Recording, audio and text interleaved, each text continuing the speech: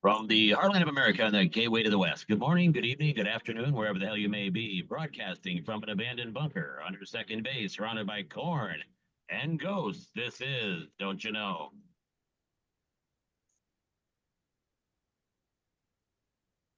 I'm your host, Lyle Tyson, along with Aaron Birds and Kyle Gans. And how are you guys doing? Good, Lyle. Great, Lyle. So, what do we want to talk about this week? There's a lot of things going on. WNBA basketball. We got some college NIL contracts. We got the Masters. We got a guest coming in, Caitlin Moeller. She's with the Dubuque County Conservation. Where do you want to start off first?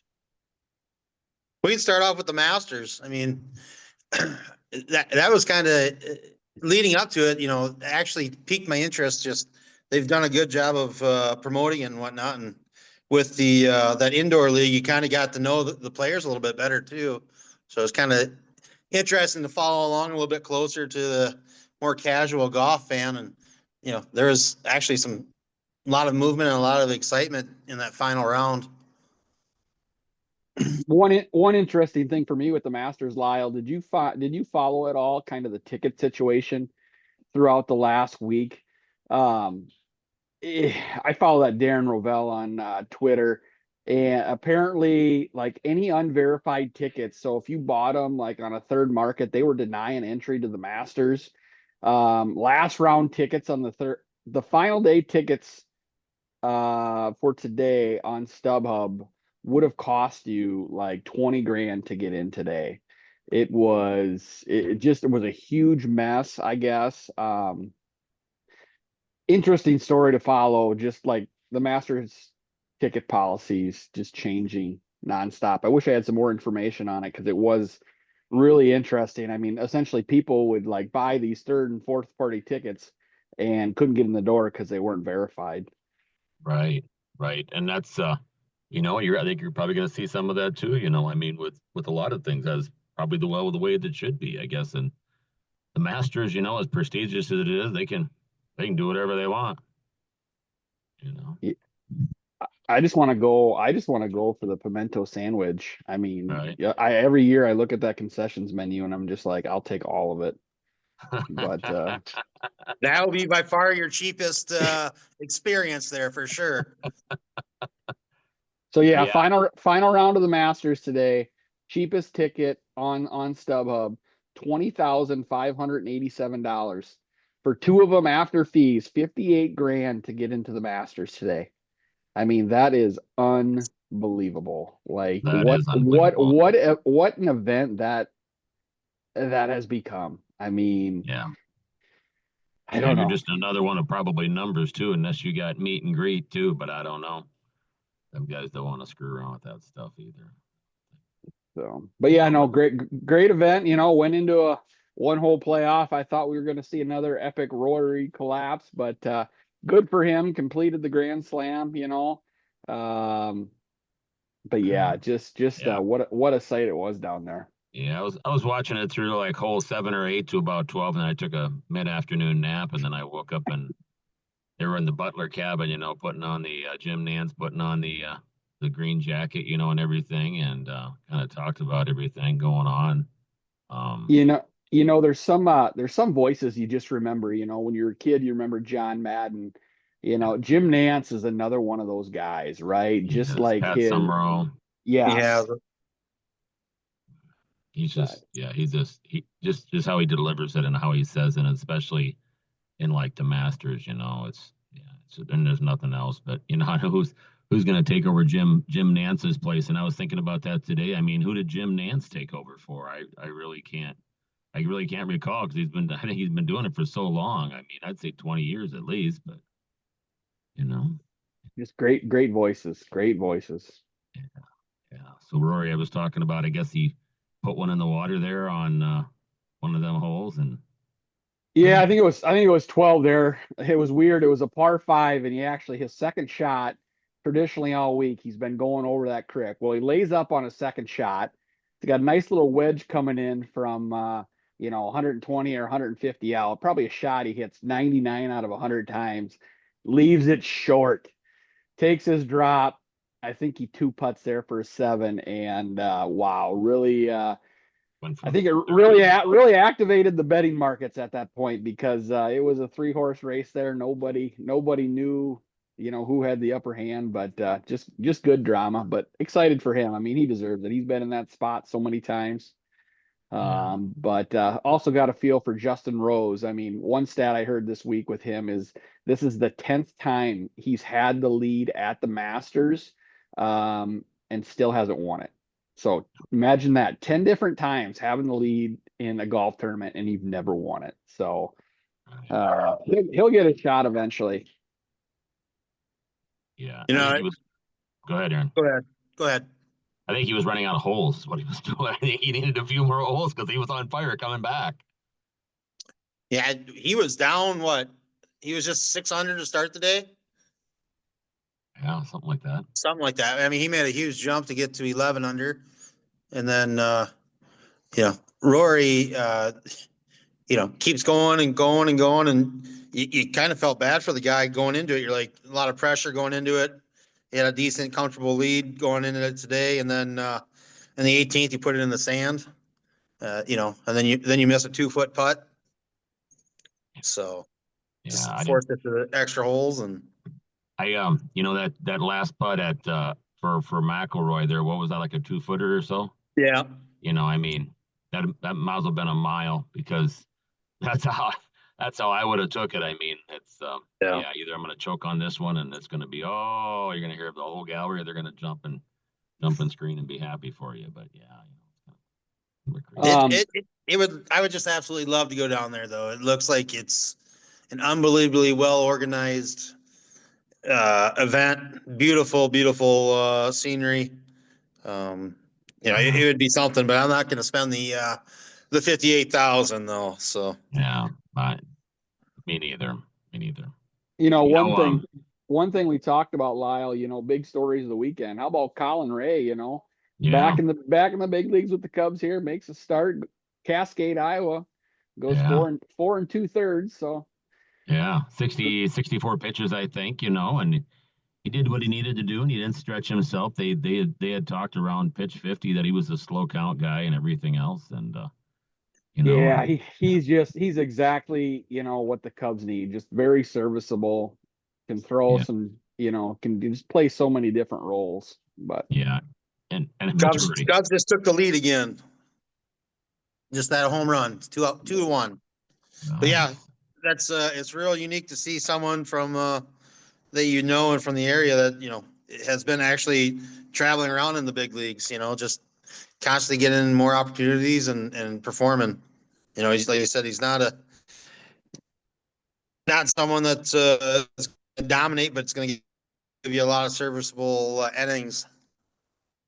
Yeah, I said he was been all over. We talked about his experience. He was over in Japan playing, and he's with the Brewers. And where was he at prior to that? Can you guys? well, he started off out in what was it, San Diego? San Was he Diego's in right. San San Diego? Diego, it's Padres. And then he got traded. He got traded to Miami, and I want to say he made like, God, did he make one start? And that's when he had to have Tommy John.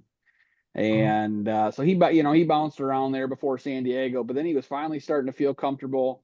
Got traded, and then the first start, his elbow goes out, and he was really starting to find his groove there, and really starting to figure out how to pitch these big league batters. But boy, now, I want to say, what is he, 35? He signed a couple. He had a nice little deal there with the Brewers. I want to say it was $3 or $5 million, and now this Cubs deal, I believe, is $5 million a year with I believe it's got a mutual option for next year as well. So good for him. Good to see it. Like I said, I know he's still pretty active here in the Dubuque County region. Been donating some things to some local events, and it's just good to see guys like that have success. yeah, yeah. I mean, 64 pitches, nice. Got maybe a 10 more pitches out of him for a starter, but I mean, you got Tommy John. He's got a lot of shit going on there too. It's just Yeah, he's about. I mean, he's always been kind of an 80 to 90 pitch guy. Like, never really. It seems like anytime he goes over that third time through, he just seems to get rocked a little bit. But God, he just does about his business. Doesn't try to be somebody. Doesn't mean to try to be somebody he's not. Just continues to pound zone, throws a lot of strikes. And generally, like I said, generally when he gets in trouble, it's generally due to fatigue or that third time through the lineup. So his manager knows it though, and like I said, I feel we're going to see him in a bunch of different ways here by the time the year's over. Yeah. Yeah. I mean, maybe a year or two left. And then, 36, 37, 35 now. I mean, what the heck? That's Yep. awesome. Yep. And then he's always got the Cascade Reds or the Bernard Indians to come back and pitch for Yeah. when he's done. So, Yeah. but Yeah. I yeah. seen him and his wife at Las Tecas here. I don't know, a couple winters ago. They were in there. They sat right by us. And Yeah, so yeah, what the neat thing is that it would be fun to have him on and just talk to him about his time in Japan.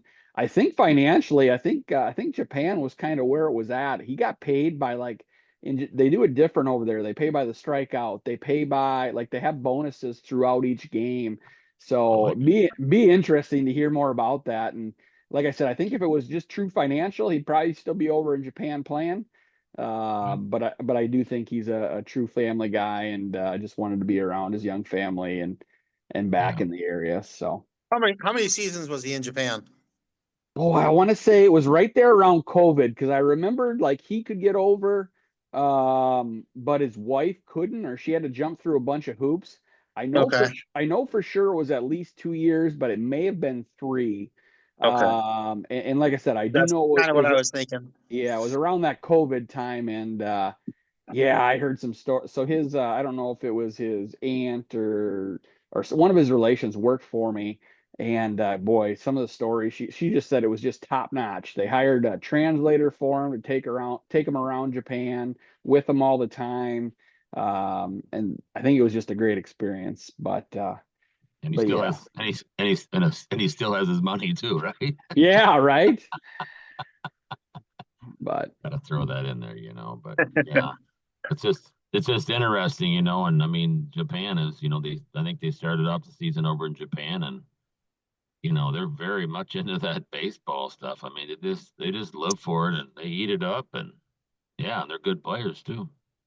yeah, very interesting. Like that is there. I mean, we call it our American pastime, but boy, I'm with you, Lyle. Over there in Japan, I do think it's just different. I think it's you know, everything revolves around baseball. They take it seriously. They get into it. It's loud. Stadiums are elbow to elbow, and I don't necessarily know if I like the whole, it's kind of weird when the Cubs are opening the season middle of March, and then they got a 2 week break after they played Japan, but I understand what the MLB is trying to do, trying to gain that global presence that Yeah. the NFL's tried to get for years and whatnot. So Yeah. Another thing to talk about is the NIL deals in the Tennessee that you guys were talking kind of prior before we came up here on what is going on down there in Tennessee. I don't know, I guess. you know, I think Aaron, you may know more, but I just love that Josh Heupel, right? Like he just, real process guy ever since he went down to Tennessee. And I think as you alluded to, Aaron, that Dan Lanning from Oregon, I had heard reached out to him and kind of tipped him off that his quarterback was trying to shop him. And I think he had a $2 million deal agreed upon with Tennessee, and he was trying to get it up to at least four or something like Four and that. a Bugatti. Yeah. But Oh, it's just like, where does this end? Like where does it end? And where does he end up? Like, darn well some big school is gonna fly in, or some big school is gonna cave, but it's just like, I don't know. I just some of my NIL feelings, like even with the NCAA tournament, like the Final Four was awesome, right? But really kind of up until then, not much madness, right? Like it was yeah. all pretty predictable, nothing really, yeah, few upsets here, but it was pretty Yeah. much chalk. And then we had some good basketball in the Final Four. And I think that saved the NCAA like a lot of bad publicity, right? Like I truly think if you would have had a couple blowout games in that Final Four, people would be just like, the tournament's ruined, NIL, transfer portals ruined everything. But got lucky, had some great Final Four games there. Um, But yeah, now we're right back into football, right? We're right back into football, and we got you got to big guys to play, pay them. It's just, I don't You know. know, and it's just the thing with all that. I don't know when it's going to stop. I mean, when is it going to stop? And Fran, he left Iowa City. It's I mean maybe as fast as he could, or they wanted him to do, and goes out to his alma mater where he started, and there's no NIL deals there, and these again, I'm going to say it again, these older coaches, they can't adapt. It's not part of how they do business.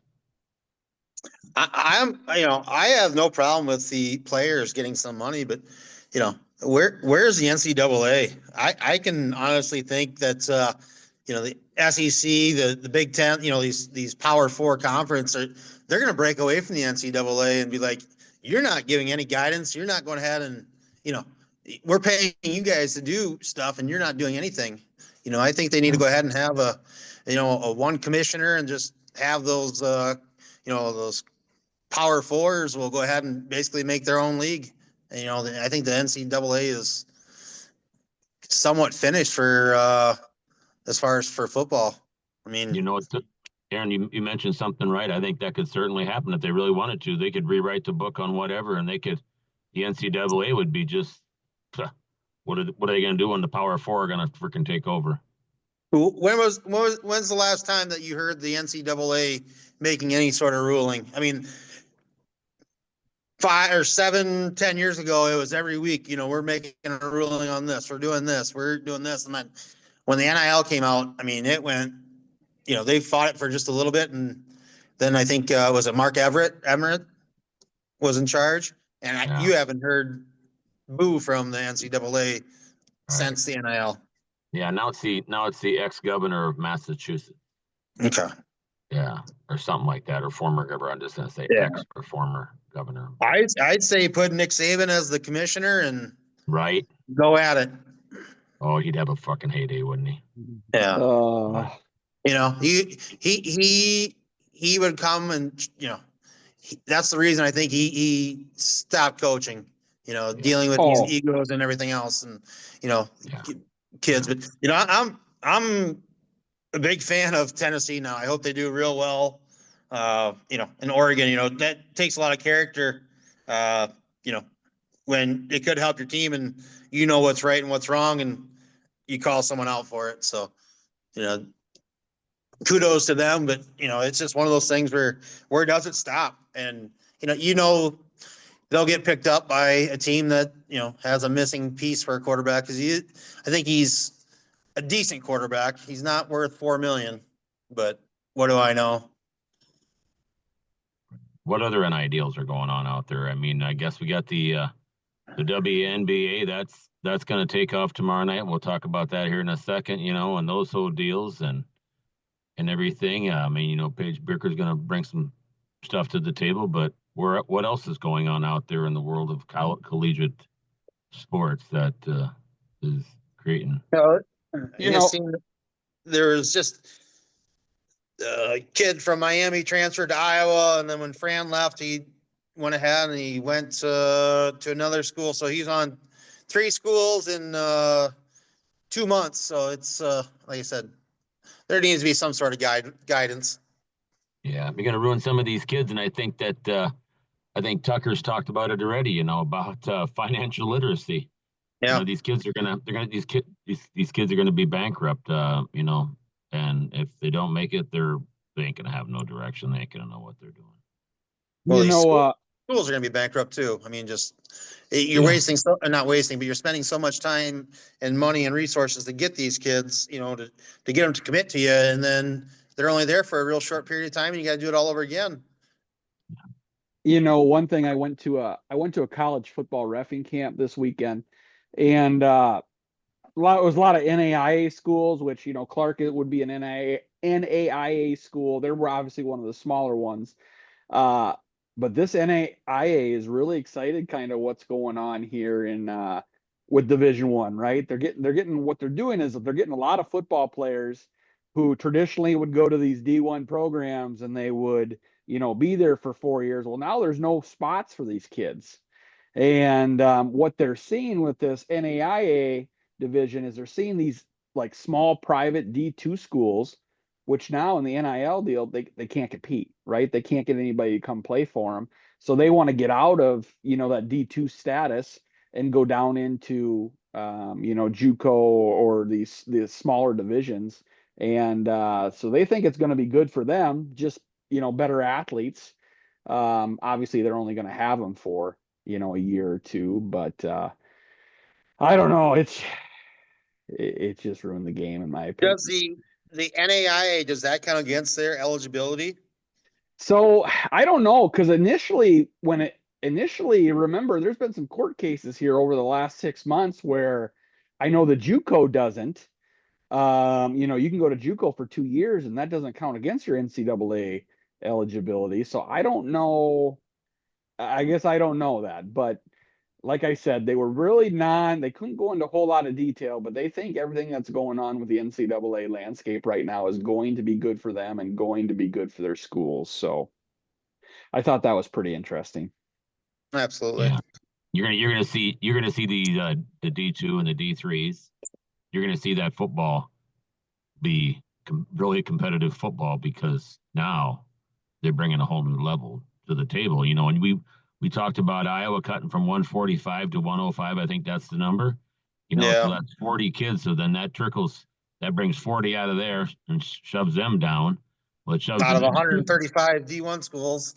Yeah, and it pushes everybody down. So then some of them are going to be probably who shouldn't be probably going to college to play football, aren't going to be going to college to play football. They're gonna hit the trades, or do whatever they can do, I guess. So one thing I did a little more research with that NAIA, and essentially what the NAIA is it's like 250 colleges and universities that are outside of the Division 1, 2, and 3 level. So what they're thinking is, like I said, those smaller D2, D3 schools that are private that can't afford that are going to just, leave the NCAA. So it's interesting. Like I just, one thing that I cannot believe is the speed of college football.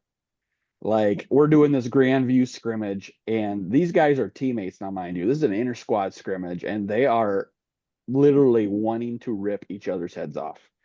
And I can only imagine what these D1, D2 campuses are like. College football, man, it's wild. There's a reason why these kids are getting paid big bucks, because they're special athletes. Yeah, a lot of these players in these NIL things are getting paid money and money and money. They better be fruitful to where it's gonna happen. So now let's move on to the WNBA.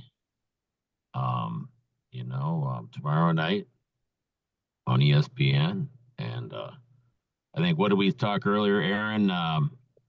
Dallas has got the first choice, and then it kind of goes down the line there. But what do you think of the whole thing? Paige and Haley Van Lift and this Kiki out of Maryland. She's a 6'6" point guard. But what do you guys think with these girls bringing another level to the WNBA? How's that going to help? I'll be honest with you. I'm excited. I like watching the WNBA and women's college basketball much more than the NBA. I mean, I'm kind of excited for it. And I think, after 25 years of the WNBA, I think it's finally going to be able to hold strong and make good progress. I think they got a lot of good viewerships and, a lot of young potential stars, for a long time. So I'm real excited for what the next couple of years will hold for them. Cause like I said, you got a whole new audience finally that's, that people can relate to. I've been watching the NCAA the last couple of years with, all these players and kind of got some storylines, and it's going to be exciting, I think. I was listening to a podcast with Clay Travis, and he was talking that the NCAA final game, 2025 versus 2024. 2025, it was like 8.6 million viewers. And last year, when Caitlin Clark, when they were playing in the championship, it was 18.4 million people. 18.4 million people, or another 10 million people more, just because of her. And they talk about reports about, Angel Reese and Caitlin and all these other players and everything else, but that's 10 million people extra watching a collegiate national championship. And the 8 million is really not bad for the women's finals even. I mean, that's a decent number. I mean, that's not down very much for previous years, minus the 2 years with Iowa there. But that's just the draw of her, and I think that's carried over to the WNBA. Teams that go ahead and play the Fever, they go ahead and move to bigger arenas when those teams come in. So. Yeah, I mean the 8 million is nothing to sneeze about. I mean, I don't even know what the World Series grabs, but I mean it's right up there. It's chugging away, and I don't think it's going to stop. And just like you said, Aaron, I'd rather watch maybe college women's basketball versus WNBA, and I agree. It's just a different little thing. And you got Gino on the sideline, or you've got all these coaches, Brenda Fries or whoever. I mean, you got a lot of good character there going on that people can identify with and have seen and known who they are over, the past number of years. To their fault. I mean, you get to the Final Four as a women's team, and you're pretty solid. Some of these basketball teams on the WNBA, you're just like, how are you even in the league? But the top tier, the top 12 teams are really good. Yeah, that's for certain. That is for sure. And these all top teams, they all just kind of rebuild and reload, and they go on or move on and everything. So I think I was talking to you, Lyle, about Paige Beckers. She signed a deal with the 3-on-3 league that for a 10-week league is going to pay her more than her whole entire rookie contract. So, is it the Unrivaled League? something like that. I remember you mentioned it earlier. I was just going to ask you that, and I don't know much about that, but that would be super cool to watch. So that's just a 3-on-3 league that they just do basically at the end of their season. I think they just finished up here just not too long ago, actually. But I mean, if you can go ahead and in 10 weeks, go ahead and make what you make in 4 years, you take that opportunity all day. So. Right. Hey, to circle back, Kyle, on your officials camp that you just attended down in Des Moines, how many officials were there? I mean, was there pretty good numbers or? Yeah, so that it's some of these officials camps, you got to be careful, right? Because you got to find out like which ones are cash grabs, which ones are truly going to make you better. This was one that the NAIA hosts every year in Des Moines. They do I want to say they do 2 of them. They had roughly 90 people down there, which was nice. They did a late Friday night session, and then Saturday they had classroom stuff, and then they had your ref a football game, and they hire from this camp, and it's a neat deal. Like I said, 85, 90 guys. They bring in, I want to say there was one referee from every major conference. There was one NFL guy that are kind of clinicians, and they talk. And I will tell you what some of these referees give up, whether it be with their jobs or their families, what they give up to do this is just unbelievable. But heard some good stories, learned a few things, right? There's a lot of different things in college that, maybe they let go versus high school football, you just hear, hey, did you think that was a hold on that play? And I'm like, well, yeah. It was, but I didn't think it was enough. Like that's one thing they always like. They want to get big fouls, right? Like they don't want to nitpick fouls. They want to get big holds. Um, there's just a lot of things they stress at the or at the high school level that they necessarily don't stress at the college level. So that was kind of weird, but yeah, 90 guys, got some good field time. It was a beautiful day. Like I said, weather in the 70s. Um, but just a great experience. I'm looking at my son's going to be a sophomore this year, so he'll play some more on Friday nights and um hopefully maybe looking into the college, maybe being a sub to start and just seeing it. Like there's some pretty good options within 3 hours of here, but as of now, just kind of dipping my toe in the water, see what kind of commitment it would take. And it's quite the commitment, but Yeah. great experience. And just like hearing some of these guys' stories, right? Like one white hat didn't even start ref in college football till he was 60 years old, and he did it on a bet, right? Like I don't want to be that guy. I don't know if I'm still going to be that active when I'm 60, but like I said, just kind of a personal goal of mine to maybe do that, and really like just wanted to step outside my comfort zone. So completely different than high school football. Yeah, What'd you say, Aaron? we talked before about the shortage of referees at the youth and high school levels. Is there still a shortage at the collegiate level too?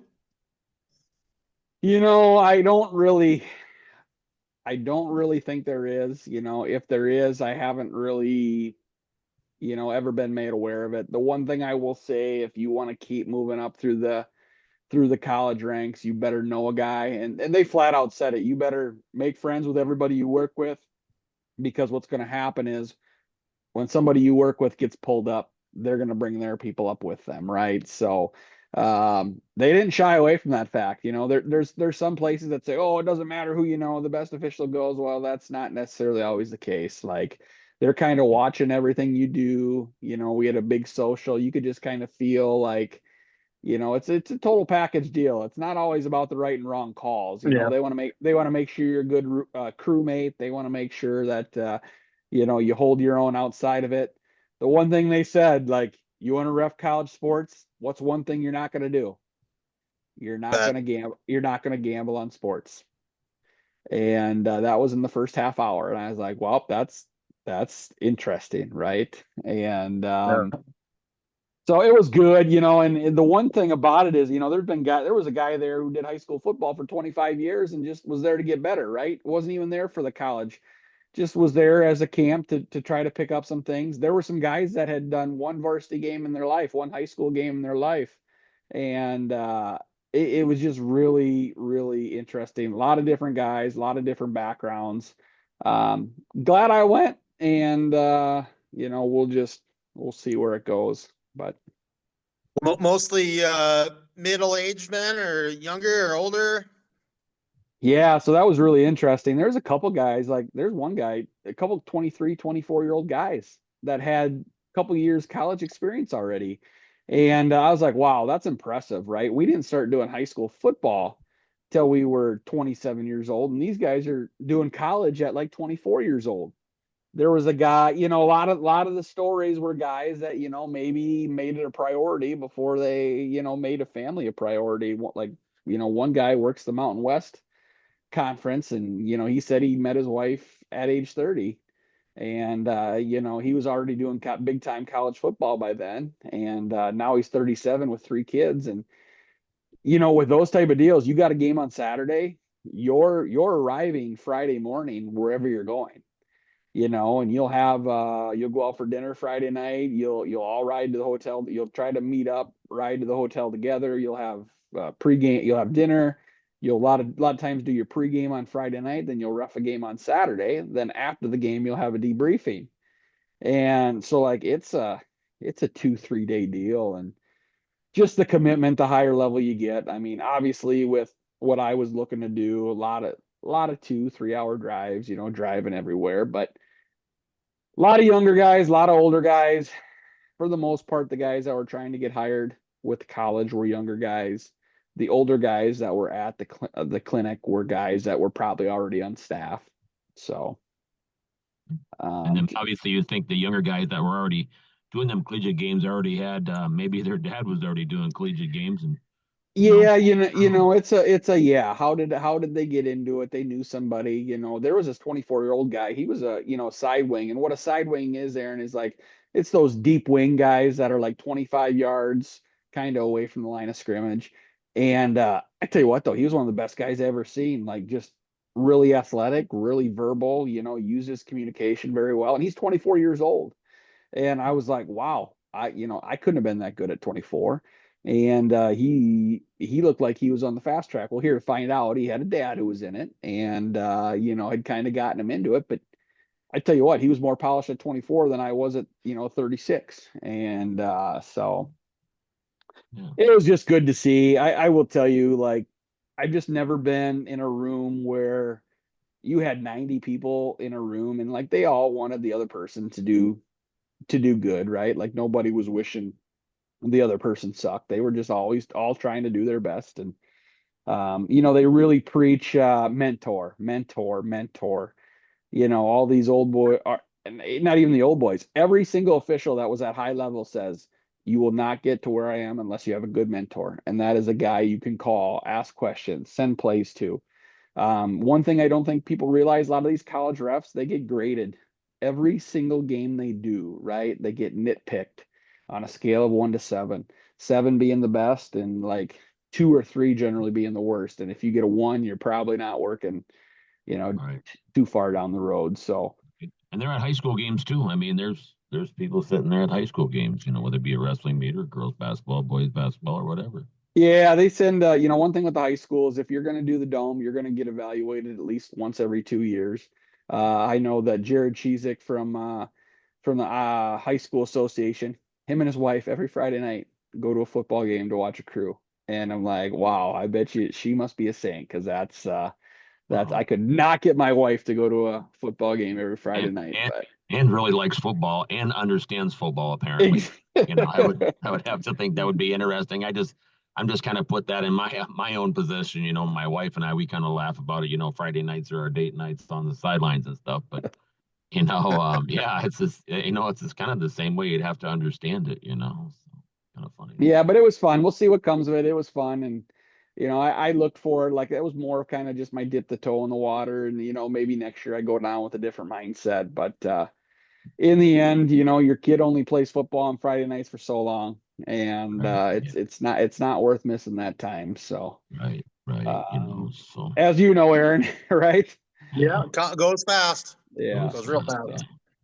Well, should we do a speed round here? Anybody got anything else to say real quick at all, or anything you want to cover?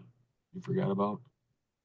I'll just start. Got a buddy that works in the golf media industry, and we talked about how those guys are walking the links, running those cameras, and so they're running the each picture is a red, green, blue format, and so they're taking each segment of that picture, red, green, and blue, hooking it up on a cellular level, and they're sending them signals out separately. And then when they come back into the media room, it could be Florida, it could be Atlanta, it could be wherever, it could be New York, and they bring all them pieces back in and put them all Are you back ta- together.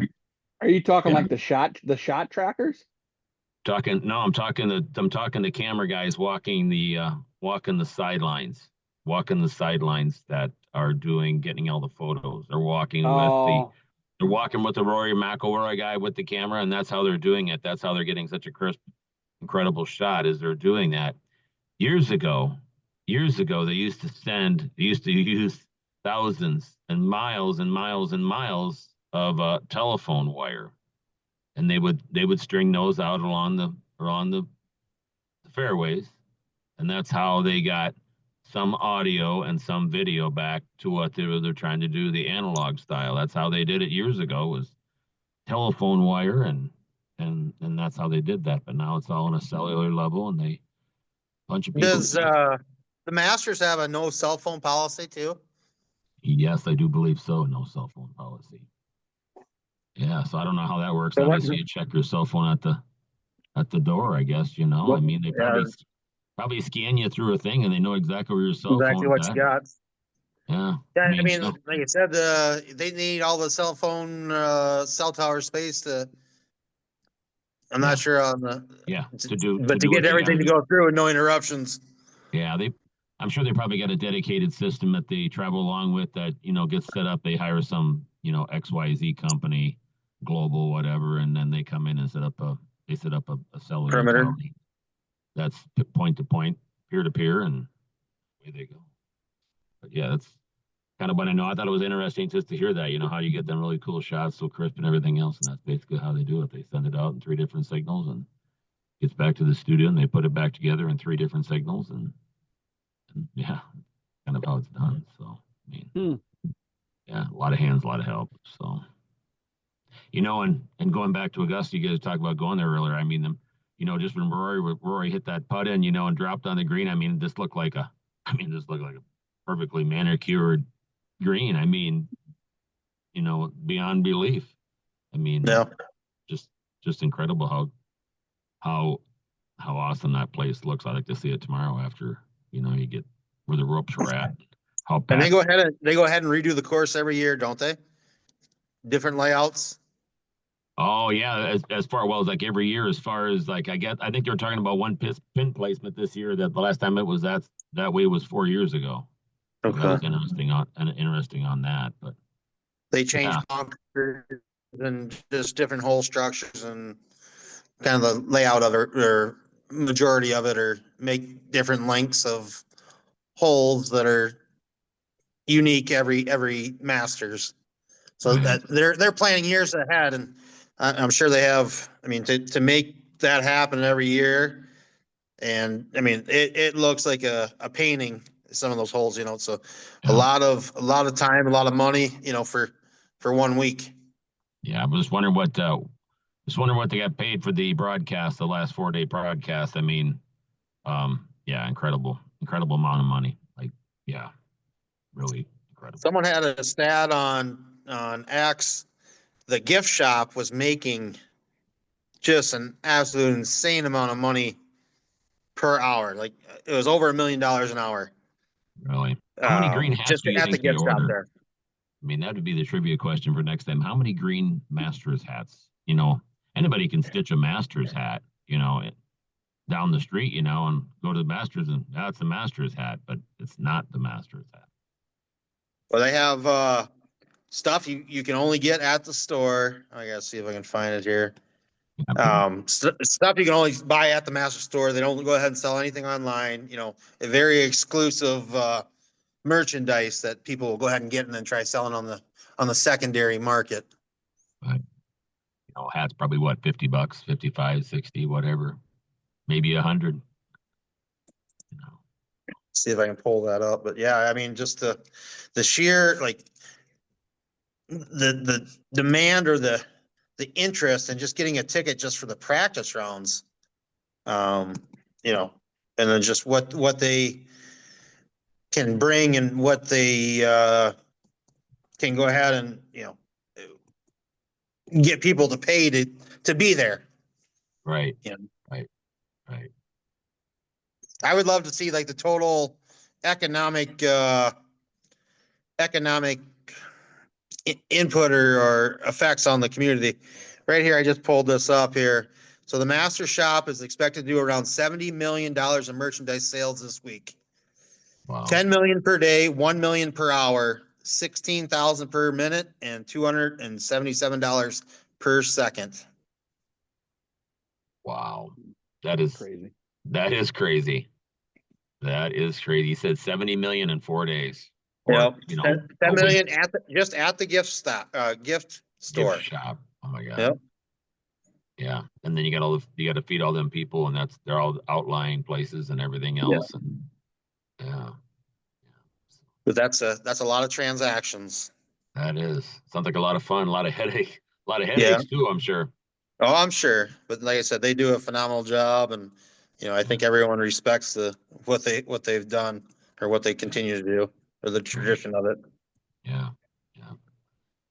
Well, guys, we've done a lot of fun here tonight, here talking on a variety of things in that master. That's is spectacular, and it's a funny time of the year because, it's Easter's next week and spring's ahead of us. And then you got the summer and Memorial Day and 4th of July. And, it seems like things just kind of keep chugging away and going faster and faster. So, yeah, should be fun. Softball, baseball starts, tracks going on. And yeah, it's going to be fun. So, Yeah, this last part of the school year always seems just to absolutely fly by here. So, yeah. you got Easter next week, and like I said, it's Christmas was just like 2 weeks ago, so it's going fast.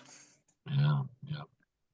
Well, that wraps up this week's podcast. You can catch us on Spotify, Amazon Music, and on iHeartRadio. So for Aaron Birds, Kyle Ganson, and Lyle Tyson, this is Don't You Know?